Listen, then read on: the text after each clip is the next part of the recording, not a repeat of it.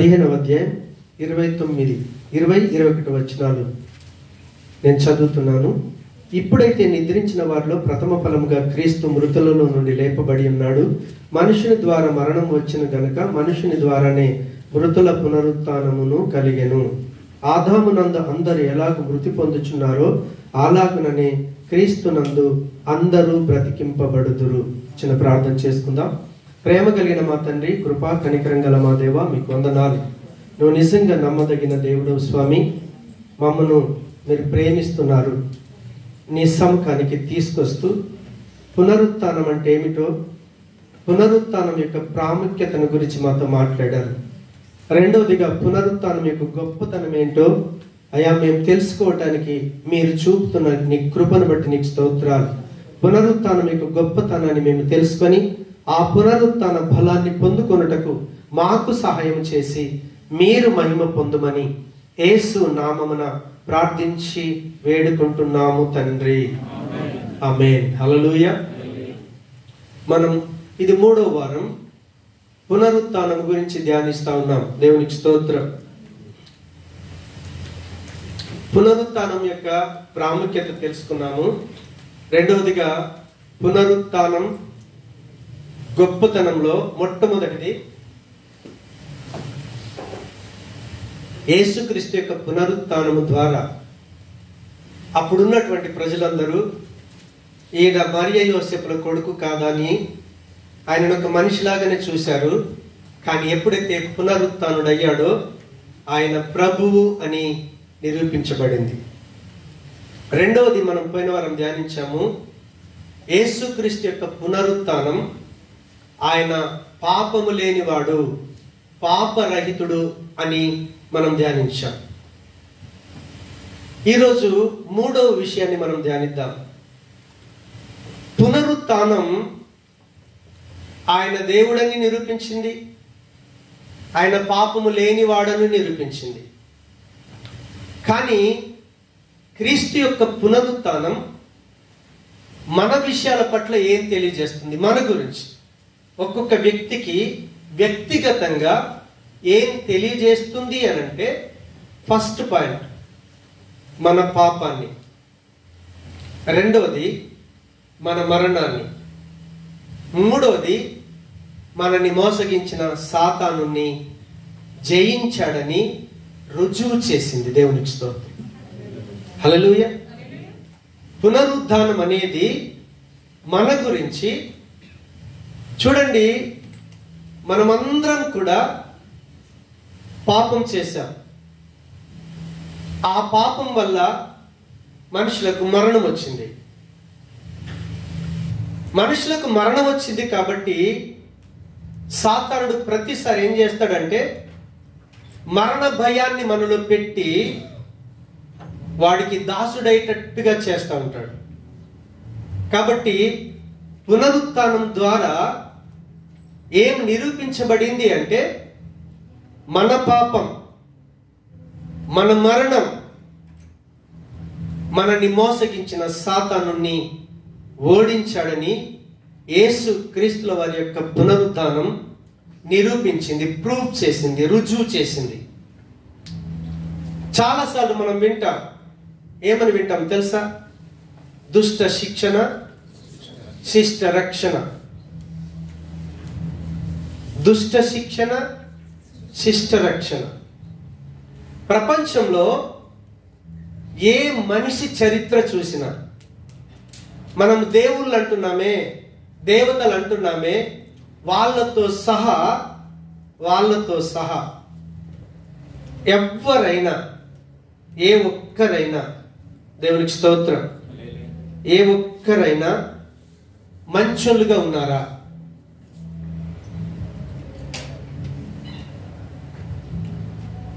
చెడు లేని వాళ్ళు ఎవరైనా ఉన్నారా? పాపం చెయ్యని వాళ్ళు ఎవరైనా ఉన్నారా? వాళ్ళు ఎంత పెద్ద మహానుభావులన్నా కావచ్చు. హల్లెలూయా. పాపము లేనటువంటి వ్యక్తి ఈ భూమి మీద ఒక్కళ్ళు కూడా లేరు. దేవునికి స్తోత్రం. ఒకవేళ ప్రభువు గనుక దుష్టులను శిక్షించటానికి వస్తే మనతో సహా ఈ భూమి మీద ఒక్కడు కూడా మిగిలి ఉండడు. దేవునికి స్తోత్రం. దుష్ట శిక్షణ, శిష్ట రక్షణ. కానీ క్రీస్తు వచ్చింది దేని కొరకు అంటే కేవలం దుష్టత్వాన్ని శిక్షించటానికి, దుష్టులను శిక్షించటానికి రాలా. పాపులను శిక్షించటానికి ప్రభువు రాలేదు. ఒకవేళ పాపులనే కనుక శిక్షించటానికి ప్రభు వస్తే ఒక్కడు కూడా ఈ భూమి మీద మిగిలి ఉండే అవకాశం 100% లేదు. అంతెందుకండి, ఒకవేళ దుష్టులను శిక్షించటానికి దేవుడే దిగి రావాల్సిన పనే లేదు. ఎందుకో తెలుసా? జస్ట్ ఒక 4-5 సంవత్సరాల క్రితం ఒక కరోనా వైరస్ వచ్చింది చాలు. ప్రపంచంలోని ప్రతి దేశంలో మరణము చూడని నరుడు ఎవ్వడు లేడు. దుష్టులను శిక్షించాలనుకుంటే దేవుడే రావాల్సిన పని లేదు. చిన్న వైరస్ పంపిస్తే చాలు, మనుషులందరూ చచ్చిపోతారు. కానీ క్రీస్తు వచ్చింది ఎందుకొరకు అనంటే దుష్టత్వాన్ని, చెడును. యేసు ప్రభుల వారు ప్రతి మానవుల్లో ఉన్నటువంటి చెడును శిక్షించటానికి. మీరు సిలువలో చూడండి, ప్రభువైన క్రీస్తు యొక్క ఆ సిలువ త్యాగం చూస్తే ఆయనను పట్టుకున్న నాటి నుంచి తను ప్రాణం విడిచేదాకా సిలువలో జరిగినటువంటి యుద్ధం ఏంటి అంటే, ఒక దిక్కేమో మహానీతి, ఒక దిక్కేమో మహాపాపం. ప్రపంచంలో ఇంతవరకు ఈ రోజు వరకు ఎంతమంది ప్రజలు ఉన్నారో ఆదాము నుంచి ఈ రోజు నుంచి రేపు క్రీస్తు వచ్చేదాకా ఎంతమంది ప్రజలు పుట్టబోతున్నారో వాళ్ళందరి పాపము సైతం ఒక దిక్కుంటే, ఒక దిక్కేమో పాపమే లేనటువంటి నీతిమంతుడైనటువంటి క్రీస్తు. ఇటు మహానీతి, అటు మహాపాపం, రెండింటికి యుద్ధం జరిగితే ఆ యుద్ధంలో పాపం ఓడిపోయింది, నీతి గెలిచింది. పాపం ఏమైంది? ఓడిపోయింది. పాపం ఎప్పుడైతే ఓడిపోయిందో పాపం వల్ల వచ్చే జీతం మరణం ఓడిపోయింది. చాలాసార్లు మనం ఏమనుకుంటామంటే, యేసు ప్రభుల వారు ఎప్పుడైతే సిలువలో ఆయనను కొట్టి చంపేశారో పునరుత్థానుడు అయిన తరువాత మరణం ఓడిపోయిందని మనం చాలాసార్లు అనుకుంటాం. కానీ అది అబద్ధం. హల్లెలూయా. మీరు ఒకసారి మత్తయి సువార్త 27వ అధ్యాయానికి వెళ్ళి 50 నుంచి 54 వచనాలు చదివితే, మత్తయి సువార్త 27వ అధ్యాయం 50 నుంచి 54 వచనాల్లో దేవుని యొక్క వాక్యం చూడండి. యేసు మరలా బిగ్గరగా కేక వేసి ప్రాణము విడిచెను. అప్పుడు దేవాలయపు తెర పైనుండి క్రింది వరకు 2గా చినిగెను, భూమి వణికెను, బండలు బద్దలాయెను, సమాధులు తెరవబడెను, నిద్రించిన అనేక మంది పరిశుద్ధుల శరీరములు లేచెను.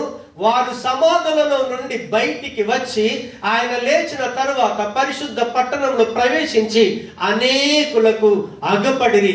శతాధిపతియు అతనితో కూడా యేసునకు కావలి ఉన్న వారును భూకంపమును జరిగిన కార్యములన్నిటిని చూచి మిక్కిలి భయపడి నిజముగా ఈయన దేవుని కుమారుడని చెప్పుకొనిరే.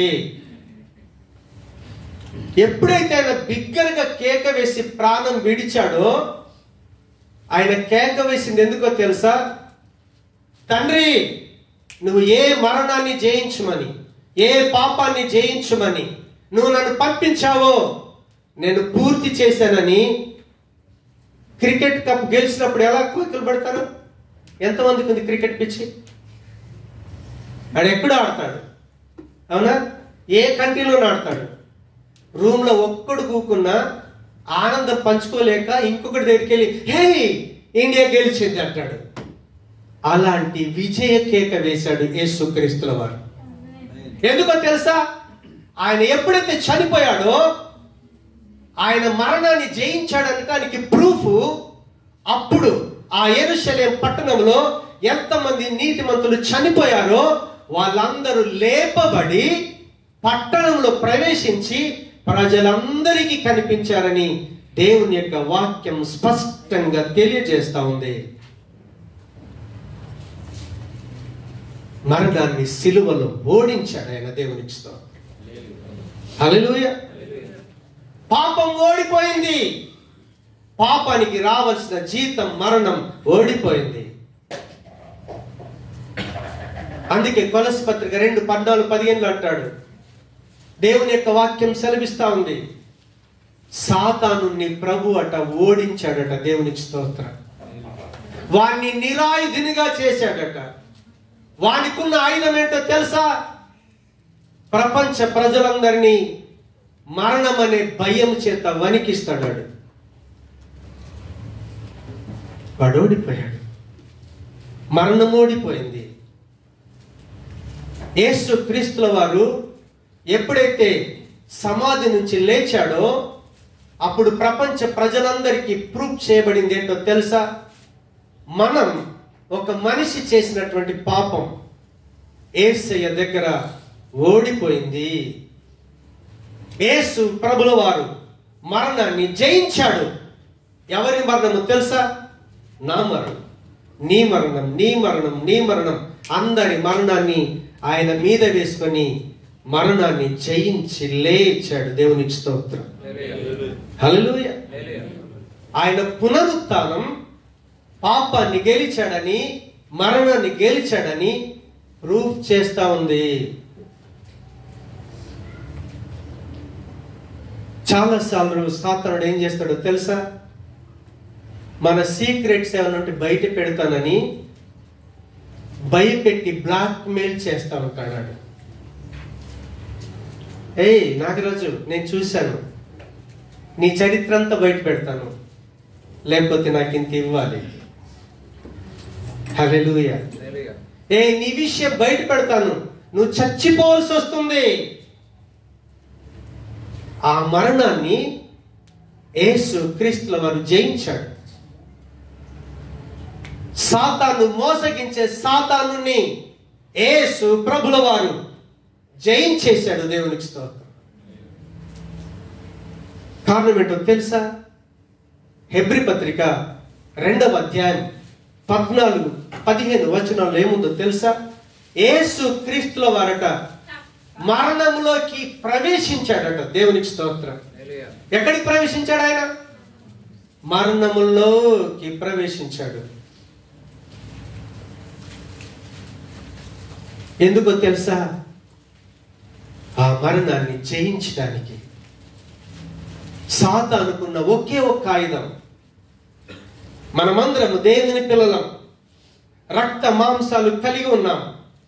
ఆ పిల్లలు రక్త మాంసములు గలవారైనందున ఆ ప్రకారమే మరణం యొక్క బలము గలవారిని, అనగా అపవాదిని మరణము ద్వారా నశింపజేయటానికి ఆయన మరణములోకి వెళ్ళాడు. అసలు చావంటే భయపడిన మనుషుడు ఎవరు ఉన్నాడా? ఎవరు లేడు. కానీ క్రీస్తును నమ్మిన వ్యక్తి మరణాన్ని వెల్కమ్ అంటాడు. హల్లెలూయా. మరణము నిన్ను బంధించి ఉంచలేదు. క్రీస్తును బంధించి ఉంచలేదు. క్రీస్తును నమ్మిన విశ్వాసులను మరణము బంధించి ఉంచలేదు. దేవునికి స్తోత్రం. హల్లెలూయా. ఇక్కడ ఎంతమంది వాస్తును పాటించే వాళ్ళు ఉన్నారు చెప్పరా? వాస్తు అంటే తెలుసా? సిద్ధాంత్ దగ్గరికి వెళ్ళామనుకోండి, ఈ మెట్లు ఇక్కడ ఉండద్దు అంటాడు. అతను చెప్పి అంటే వాళ్ళ సిద్ధాంతం అది. అవునా? పైన స్థలం ఖాళీగా ఉండొద్దు, బరువుగా ఉండాలి. ఈశాన్యంలో ఏముండాలి? వాటర్ ఉండాలి. ఆగ్నేయంలో ఏముండాలి? పొయ్యి ఉండాలి. లేకపోతే అగ్నిదేవుడికి కోపం వస్తుంది. ఆయన చెప్తాడు తెలుసా? నేను అనుభవించాను కాబట్టి చెప్తా ఉన్నాను. ఫస్ట్ భార్య చనిపోయింది. ఒక సిద్ధాంతి దగ్గరికి వెళ్ళాను.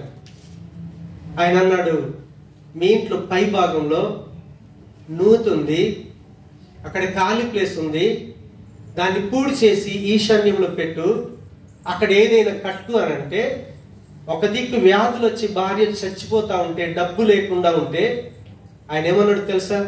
అది అలా ఖాళీ ఉంటే మళ్ళీ ఒకరు చచ్చిపోతారు ఇంట్లో అన్నాడు.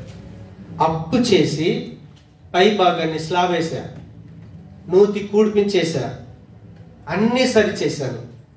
మా ఇంటికి అపోజిట్లో సౌకర్యం ఉంటుందని వాష్రూమ్ కట్టాను. ఆయన అంటాడు, ఈ గోడ దీనికి ఆనుకోకూడదు వాష్రూమ్ డోర్, దాన్ని డివైడ్ చేసి గ్యాప్ అన్నాడు. అన్నీ చేశా, మూడో భార్య కూడా చచ్చిపోయింది. ఎందుకొరకు నేను చేశాను? చచ్చిపోతాననే భయం, నా ఇంట్లో చచ్చిపోతారన్న భయం చేత అప్పు చేసి సరి చేస్తున్నాను. మీరు ఎక్కడైనా సిద్ధాంత దగ్గరికి వెళ్ళండి, సిద్ధాంత అదే చెప్తాడు. ఒకవేళ ఇది ఇక్కడ లేకపోతే నీ భార్య లేచిపోద్ది, నీ కూతురు లేచిపోద్ది. అలాంటి భయంతోని వణుకుతూ నశించిపోతున్నటువంటి ప్రజలకి మరణ భయం నుంచి విడుదల ఇవ్వటానికి క్రీస్తు మరణాన్ని జయించి లేచాడు. ఇప్పటికి మా తెలంగాణ ప్రాంతంలో మంత్రం అంటే, దయ్యం అంటే భయపడతారు. క్రైస్తవుల గురించి చెప్తున్నాను, అన్యుల గురించి కాదు. ఈరోజు సంఘాల్లో దయ్యం అంటే భయపడే క్రైస్తవులు 90% ఉంటే 10% దేవుడు అంటే భయపడే వాళ్ళు ఉన్నారు. 90% దయ్యం అంటే భయపడతారు, సాతాన్ అంటే భయపడతారు, అపవాదిగాడు అంటే భయపడతారు, మరణం అంటే భయపడతారు. కానీ క్రీస్తు ఆ సమాధిలోకి వెళ్ళింది ఎందుకో తెలుసా? సాతాను యొక్క బలమైనటువంటి మరణాన్ని విరిచేశాడు ఆయన. ఈరోజు క్రైస్తవులు సాతానికి, మంత్రానికి, వాస్తుకు భయపడటానికి కారణం ఏంటో తెలుసా? పునరుత్థానుడైన క్రీస్తుతో సంబంధం లేదు. పునరుత్థానుడైన క్రీస్తుతో సంబంధం ఉంటే సాతానుని వెల్కమ్, మరణమా వెల్కమ్, ఎవడైనా నేను చంపుతానంటే వచ్చే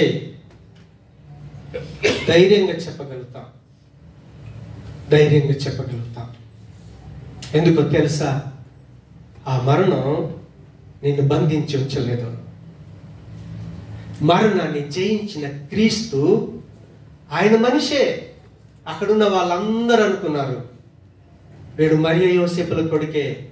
కానీ కొన్ని కార్యాలు చూస్తే ఏమో చెప్పలేం, సమాధి నుంచి లేస్తాడేమో.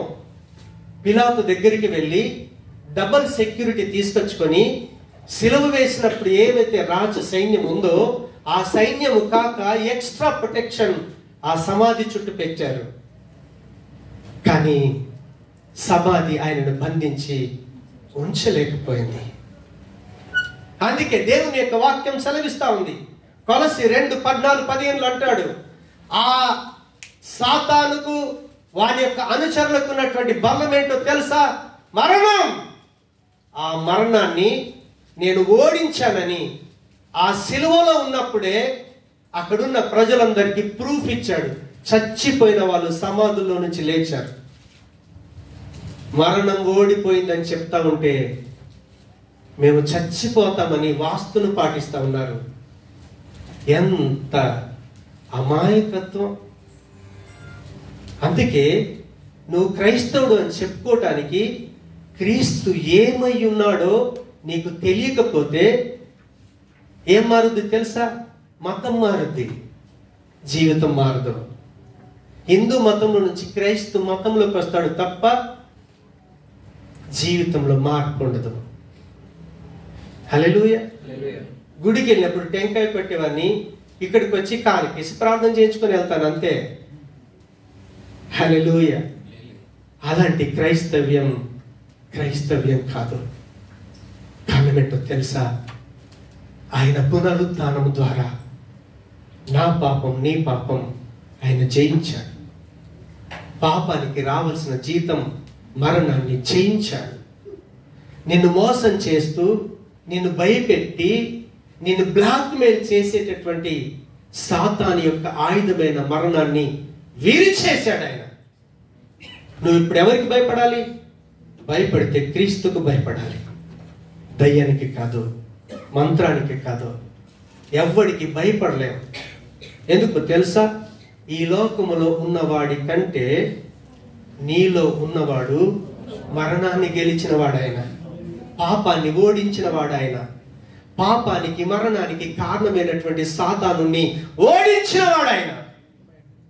అందుకే ఆయన పునరుత్థానం ఏం ప్రూఫ్ చేసింది, ఏం రుజువు చేసింది అంటే, నా పాపాన్ని సిలువలో క్లోజ్ చేసి ఓడించేశాడు. నా పాపానికి రావాల్సిన మరణాన్ని నా ప్రభువు ఓడించేశాడు. నన్ను మోసపరిచి, నన్ను బ్లాక్ మెయిల్ చేసి నేను ఆత్మహత్య చేసుకునేటట్టు, బలవంత మరణం చేసుకునేటట్టు ప్రేరేపించేటటువంటి సాతాను గాని నా యేసయ్య ఓడించాడని ఆయన పునరుత్థానం ప్రూఫ్ చేసింది. దయచేసి మీలో ఎవరైనా మీ యొక్క పాత జీవితాన్ని చూసి మిమ్మల్ని బ్లాక్ మెయిల్ చేసి మిమ్మల్ని అవమానపరచాలనో, నిందపరచాలనో, మీ జీవితాన్ని నాశనం చేయాలని ఎవడైనా ప్రేరేపిస్తే దయచేసి మీరు భయపడకండి. సాతానుని దేవుడు ఓడించాడు. ఆయన దేవునికి స్తోత్రం. హల్లెలూయా. మూడవది, ఆయన పునరుత్థానం ఏం ప్రూవ్ చేసిందంటే, మన పాపాన్ని, ఆ పాపానికి వచ్చినటువంటి జీతాన్ని, మనం మరణ భయం చేత బ్లాక్ మెయిల్ చేసే సాతాను గాన్ని, వాని అనుచరులను ఆయన ఓడించేశాడు. కాబట్టి మనం దేనికి భయపడవలసిన అవసరం లేదు. దేవునికి స్తోత్రం. హల్లెలూయా. ఐదవది ఏంటో తెలుసా? ఒకసారి 1 కొరింథీ పత్రిక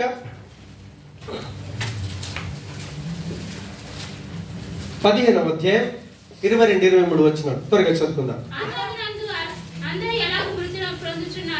ఆదామునందు అందరూ ఎలాగ వృద్ధి పొందుచున్నారో అలాగుననే క్రీస్తునందు అందరూ బ్రతికింపబడుదురు. దేవునికి స్తోత్రం. హల్లెలూయా. క్రీస్తునందు అందరూ బ్రతికింపబడుదురు అంటే, నాలుగోది ఆయన క్రీస్తు పునరుత్థానం ఏం ప్రూఫ్ చేసింది అని అంటే, మళ్ళీ మనం జన్మించే అవకాశం ఉన్నది అని ప్రభువు ప్రూఫ్ చేశాడు. తిరిగి జన్మించే అవకాశం ఉన్నదని యేసు క్రీస్తుల వారు ఆయన పునరుత్థానం ద్వారా రుజువు చేశాడు, ప్రూఫ్ చేశాడు. దేవునికి స్తోత్రం. హల్లెలూయా. చూడండి, క్రీస్తు లేచాడు కాబట్టి మనము లేస్తాము అనేటటువంటిది మనకు ఆదరణ కాదా? మొదటి తెలుసా 4వ అధ్యాయం ఆఖరి వచనం ఏముంటుందో తెలుసా? చెప్తారు ఎవరైనా? మీరు ఈ మాటలను బట్టి ఒకరిని ఒకరు ఆదరించుకోండి. యేసు ప్రభుల వారు సమాధి నుంచి లేచాడు కాబట్టి ఆయనను నమ్మినటువంటి మనం 100% లేస్తాం అనేటటువంటి మాట మనకు ఆదరణనిస్తుంది. చూడండి, కొన్ని సంవత్సరాల క్రితం కరోనాలో ఇక్కడున్న మనలో చాలా మంది సొంత తల్లిని, తండ్రిని, స్నేహితుల్ని, మిత్రుల్ని, భార్యల్ని, భర్తల్ని పోగొట్టుకున్నారు. యేసు క్రీస్తుల వారు తిరిగి లేచాడు కాబట్టి రేపు ప్రొద్దున మనం వాళ్ళని కలుసుకుంటాం అనేది మనకు ఆదరణ కాదా? సరే, అన్యులకు ఆదరణ ఏంటో చెప్తారా?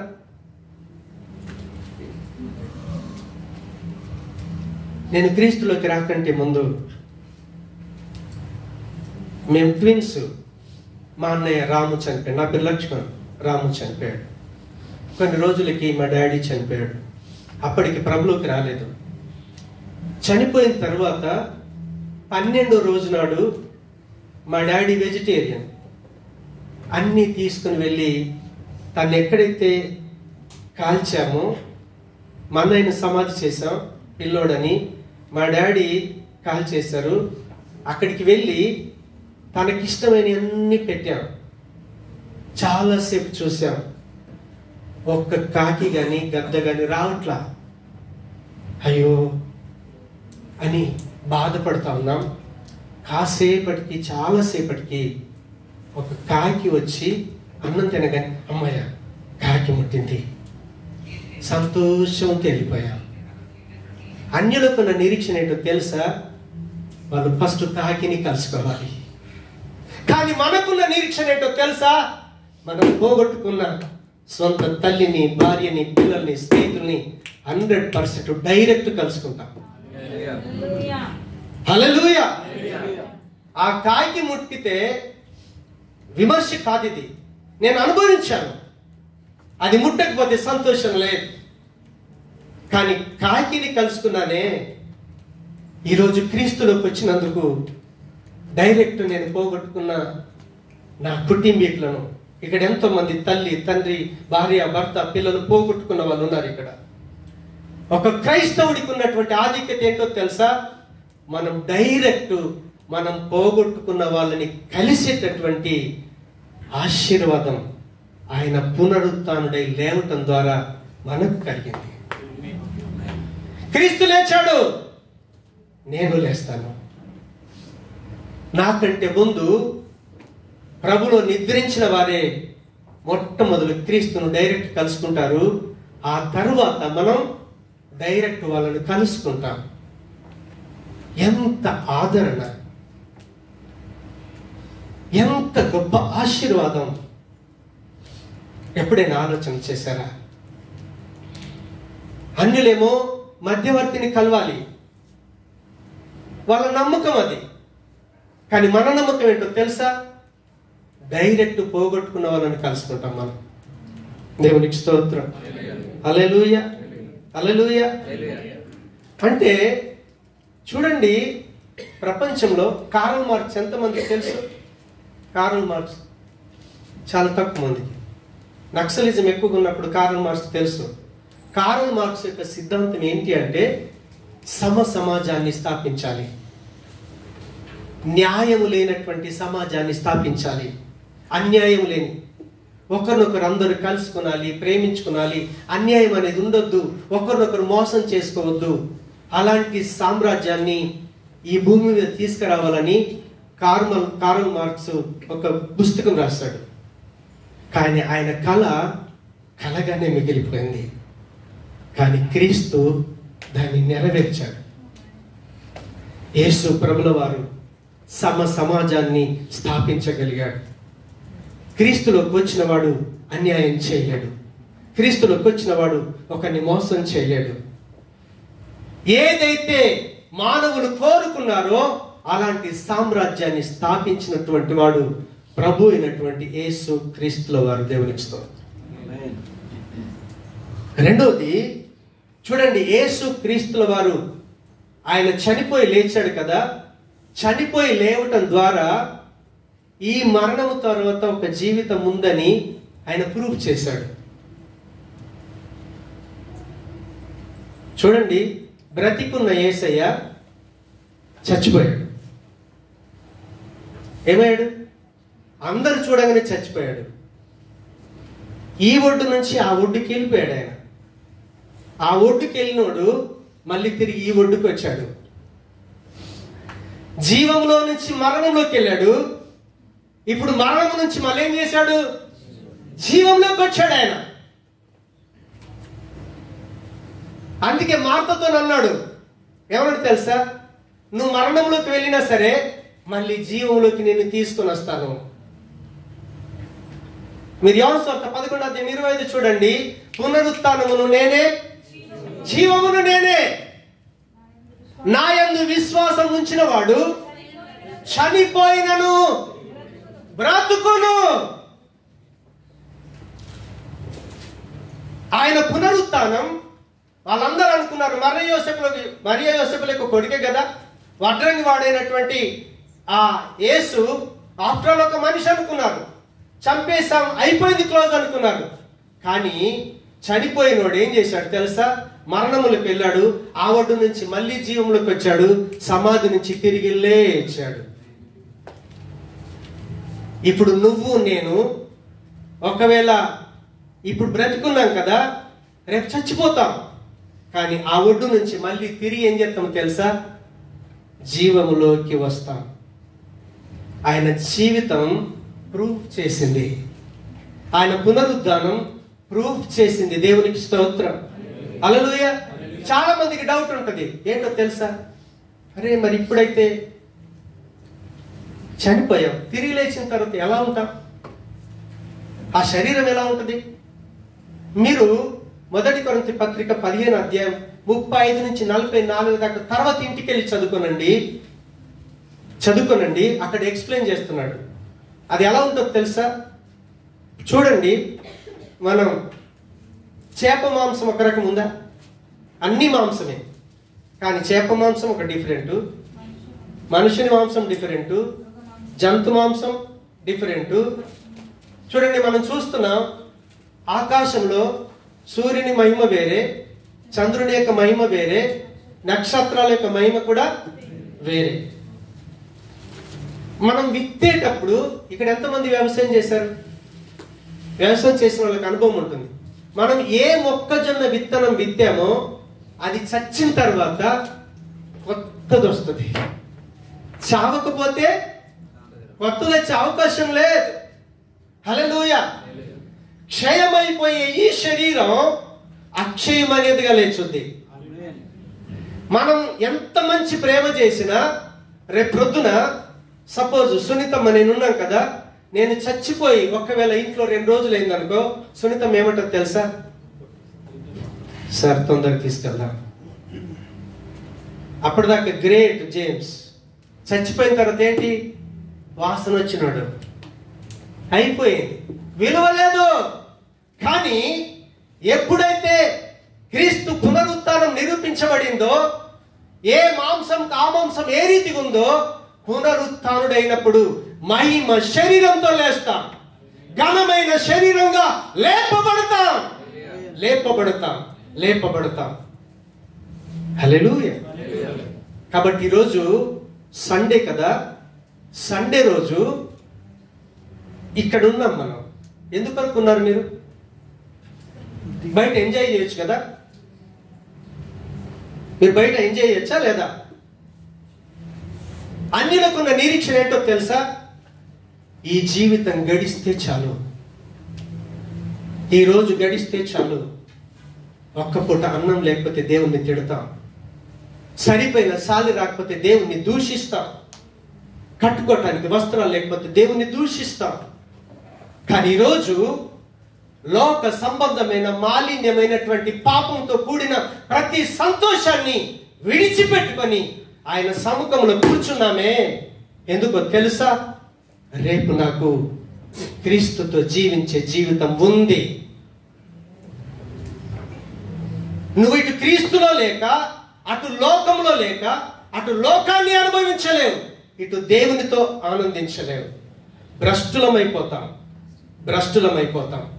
కానీ ఎప్పుడైతే లోక సంబంధమైన పాప సంబంధమైన సుఖాలన్నీ విడిచిపెట్టుకొని ఆయన సముఖంలో ఎందుకు కూర్చున్నామో తెలుసా? మనకొక నిరీక్షణ ఉంది. రేపు యుగ యుగాలు తరతరాలు ఆయనతో కలిసి జీవించే జీవితాన్ని అనుభవించబోతున్నాం. అందుకే పౌలు అన్నాడు, ఒకవేళ క్రీస్తే లేపబడకపోతే, ఈ మరణము తర్వాత ఒక జీవితమే లేకపోతే, మనము లోకస్తుల కంటే భ్రష్టులమైపోతాం. మన నిరీక్షణకి ఆధారం లేకుండా అయిపోతుందని యేసు ప్రభుల వారి యొక్క పునరుత్థానం, మరో జీవితం ఉంది, ఈ జీవితం తరువాత ఇంకో జీవితం ఉంది. ఆ జీవితంలో యుగ యుగాలు తరతరాలు దేవుణ్ణి చూసుకుంటూ ఆనందంగా సంతోషంగా జీవించే జీవితం మనకు ఉంది. కాబట్టి ఈరోజు ఇక్కడ కూర్చున్నాం. హల్లెలూయా. అంటే మళ్ళీ మనం తిరిగి జన్మించే జీవితం క్రీస్తు ద్వారా పొందుకోబోతున్నాం. నికోదేము వచ్చాడు, అడిగాడు, అయ్యా నేను పరలోకం వెళ్ళాలంటే నువ్వు తిరిగి మళ్ళీ జన్మిస్తే గాని మళ్ళీ తల్లి గర్భంలోకి వెళ్ళాలా? కాదు, క్రీస్తులోకి వస్తే, దేవుళ్ళకి వస్తే తిరిగి జన్మించిన అనుభవాన్ని ఇస్తాడు. రేపు యుగ యుగాలు తరతరాలు ఆనందించే జీవితాన్ని ఇస్తాడు. ఆయన పునరుత్థానం ఏం ప్రూవ్ చేసిందంటే, ఈ జీవితం తర్వాత ఇంకో జీవితం ఉంది, తిరిగి జన్మించే జీవితం మనకు ఉంది. అమ్మా నాన్నకు పుట్టిన జీవితమే కాదు, దేవుళ్ళు పుట్టే జీవితం మనకు ఉందని పునరుత్థానం ప్రూవ్ చేసింది. ప్రార్థన చేసుకుందాం. ప్రేమ కలిగిన మా తండ్రి, మీకు వందనాలు. నువ్వు నమ్మదగిన దేవుడు ప్రభా, నీ కృపకు అప్పగించుకుంటున్నాను. మాకు సహాయం చేయండి ప్రభా. నీ పునరుత్థానం మా పాపాన్ని, శాపాన్ని, మరణాన్ని, సాతాను ఓడించిందని. అయితే ప్రభా, మాకు తిరిగి జన్మించిన అనుభవంలోకి తీసుకొని వెళ్తుందని పునరుత్థానం ప్రూవ్ చేసింది. కాబట్టి దాన్ని బట్టి నేను సంతోషంగా ఆరాధించే భాగ్యం దయచేయండి. నీ కృపకు అప్పగించుకుంటూ యేసు నామమున ప్రార్థిస్తున్నాము తండ్రి.